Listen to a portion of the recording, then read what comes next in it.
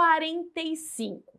É uma questão do Tribunal de Justiça de Alagoas, de 2019, para juiz substituto, a banca é a Fundação Carlos Chagas.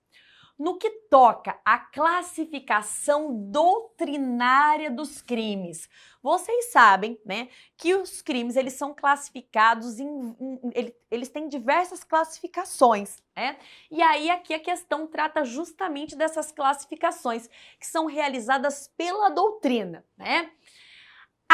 Olha só, é imprescindível a ocorrência de resultado naturalístico para a consumação dos delitos materiais e formais. Então vamos entender o que é delito material e o que é delito formal.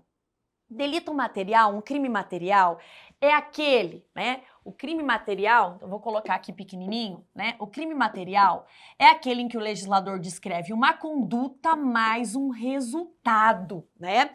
E para sua consumação é necessário a produção deste resultado. Eu só posso dizer que um crime material foi consumado quando eu tenho produção de resultado, conduta mais resultado.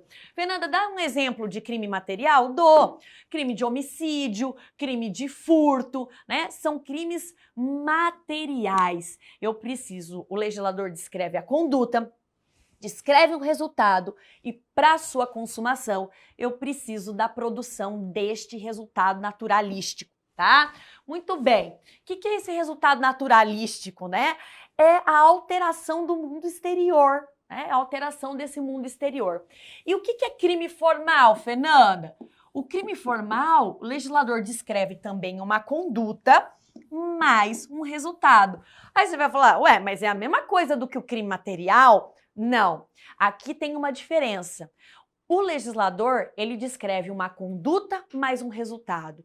No entanto, para sua consumação, basta a prática da conduta. Então, eu não preciso do resultado para a consumação. Nós chamamos de crime de consumação antecipada, porque não é necessário a produção desse resultado. Fernanda, dá um exemplo de crime formal? Né? A extorsão mediante sequestro. Eu vou lá, pego alguém, né? E aí eu tiro a liberdade dessa pessoa mediante sequestro ou cárcere privado e passo a ligar para familiares, para amigos, exigindo o recebimento de preço ou de resgate, né? É isso que está escrito lá, né, no artigo 159 do Código Penal. Ok, Fernanda, eu tenho uma conduta de tirar a liberdade da vítima, né, e de começar a entrar em contato com as pessoas próximas a ela para pedir um valor de resgate. Esse é o resultado, o recebimento do valor do resgate. Fernanda, se a gente não recebe, né, o valor do resgate, mesmo assim eu pratiquei o crime de extorsão mediante sequestro? Mesmo assim. Por quê? Porque é um crime formal. Basta a prática da conduta. Não é necessária a produção do resultado, tá? A produção do resultado no crime formal é mero exaurimento do delito. É mero exaurimento do delito. Então, voltando à alternativa, né? É imprescindível. O que é imprescindível? É fundamental, tá, gente? A ocorrência do resultado naturalístico para a consumação dos delitos materiais, ok. A gente viu que tá ok. E os formais? Nos formais não é necessário, tá? E ainda aqui nós temos a terceira classificação que nós chamamos de crimes de mera conduta, em que o legislador somente descreve uma conduta. Exemplo disso, ato obsceno. Se eu resolvo tirar minha roupa, sair correndo pelado por aí, não precisa ter resultado nenhum, né? Ninguém precisa ficar chocado. Ai, meu Deus, que coisa horrorosa. Ai, nossa, eu tô me sentindo ferido aqui, né? Na minha moralidade, nada disso precisa acontecer. Basta a prática da conduta. Então, essas são as três classificações dos delitos, né? De acordo com a sua consumação. Tudo bem? Então, no crime material, eu tenho conduta e resultado. Para sua consumação, eu preciso da produção desse resultado, da prática da conduta e da produção do resultado. No crime formal, o legislador descreve conduta mais resultado, mas para sua consumação basta a conduta, e os crimes de mera conduta, o legislador somente descreve uma conduta, como no ato obsceno e no crime de invasão de domicílio, previsto no artigo 150 do Código Penal, ok? B. É normativa a relação de causalidade nos crimes omissivos impróprios ou comissivos por omissão, prescindindo de resultado naturalístico para sua consumação. Então, aqui eu estou falando de relação de causalidade. Nos crimes omissivos, realmente a relação de causalidade ela é normativa, né? Ou seja, tem que ter uma norma dizendo, né, que aquela omissão é penalmente relevante ou, né, que tal conduta omissiva é tipificada como crime, como no caso da omissão de socorro, tá? E aí, então, eu passo a falar um pouquinho para vocês das formas de conduta omissiva. Os crimes omissivos próprios, né, e ela se divide, crimes omissivos próprios, crimes omissivos impróprios e crimes omissivos por comissão.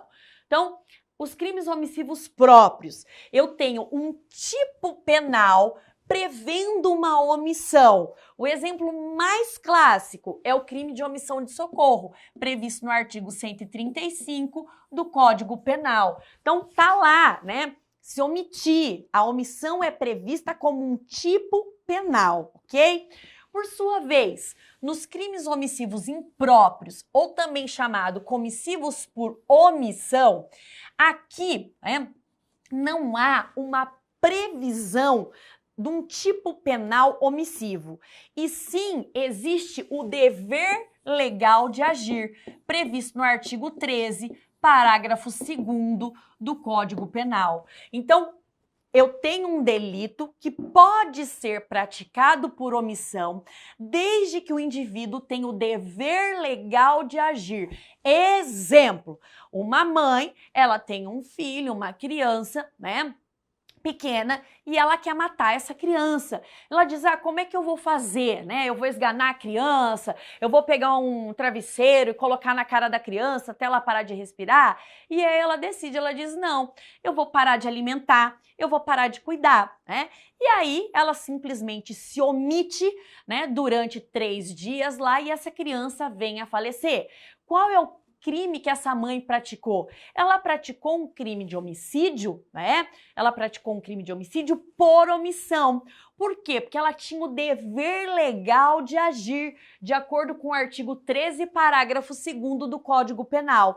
Então, no crime omissivo próprio, a omissão está prevista no tipo penal. A omissão é um tipo penal. Aqui, nos crimes omissivos impróprios ou comissivos por omissão, eu pratico um crime, né, que pode ser praticado por uma conduta positiva, por uma comissão, mas de forma omissiva. Por quê? Porque eu tinha o dever legal de agir, eu tinha o dever legal de impedir o resultado, tá? E por fim, nós temos os crimes omissivos por comissão. Aqui eu vou ter uma conduta positiva que vai gerar uma omissão. Como assim, Fernanda? Me dá um exemplo disso. Tem lá, né, num ambiente de trabalho, 3 pessoas trabalhando, o chefe mais 2 pessoas. Uma dessas pessoas começa a passar mal, o amigo de trabalho vai socorrer esse indivíduo e o chefe impede esse socorro, segura a outra pessoa para deixar a outra morrer, ou para deixar a outra pessoa virar óbito, né? A pessoa que está tendo um ataque cardíaco, por exemplo. Então, eu tenho uma conduta do chefe de impedir que a outra pessoa, né, tenha uma conduta. Então, é uma conduta positiva que gera uma omissão, tá? Então, existem esses 3 tipos de crimes omissivos, tá? E aqui, essa relação de causalidade, ela é normativa, ela tem que estar prevista na lei. Voltando à questão. Então, é normativa a relação de causalidade nos crimes omissivos, impróprios ou comissivos por omissão, prescindindo de resultado naturalístico para sua consumação. Olha só, nos crimes omissivos né, nos crimes omissivos impróprios, eu preciso da produção de um resultado naturalístico para sua consumação, tá? Porque senão eu não tenho a caracterização do delito. Então tá errado aqui, ó, né? Nos crimes omissivos impróprios ou comissivo por omissão, prescinde de resultado naturalístico. Não, eu tenho que ter um resultado naturalístico nesses delitos necessariamente. Tudo bem? Então não é a A, não é a B. C. Nos crimes unissubsistentes. Os crimes unissubsistentes são aqueles em que há iter criminis e o comportamento criminoso pode ser cindido. Olha só. O que é um crime unissubsistente? A conduta, gente, ela pode ter um ato só, como um conjunto de atos. Então, quando eu resolvo matar alguém esfaqueado e eu dou 10 facadas nessa pessoa até atingir o meu resultado, eu digo que o meu crime ele é plurissubsistente. Por quê? Porque a minha conduta é composta por vários atos, tá? Agora, existem alguns crimes que são unissubsistentes. A conduta ela é composta por um ato só, que não pode ser cindido, que não pode ser dividido. Exemplo, né? A injúria verbal. Se você chega para alguém e ofende essa pessoa de forma verbal, ofendeu, né? Acabou, xingou a pessoa, pronto, o crime se consumou. Isso é um delito unissubsistente. Então, aqui, né, os crimes unissubsistentes são aqueles em que há iter criminis e o comportamento criminoso pode ser cindido, não pode. No crime unissubsistente, tá? A conduta do agente, do autor do delito, do sujeito ativo, ela não pode ser fracionada, ela não pode ser cindida. Então, essa também tá errada, tá? D. Os crimes omissivos próprios. Quem são aqueles? É aquele, né, que está previsto lá no Código Penal um tipo penal omissivo. Como exemplo, o artigo 135, a omissão de socorro. Os crimes omissivos próprios dependem de resultado naturalístico para a sua consumação. Não tem que ter resultado naturalístico nenhum, né? A omissão por si só já é considerada um fato criminoso. Então também não é a D. E os crimes comissivos são aqueles que requerem comportamento positivo. Ok, independendo de resultado naturalístico para a sua consumação, se formais.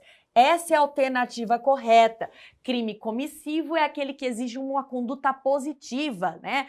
É um fazer alguma coisa. E nos crimes formais, como eu já disse para vocês, o legislador descreve a conduta mais o resultado. Mas para a sua consumação, não é necessária a produção deste resultado, ok? Então, a alternativa correta é a E.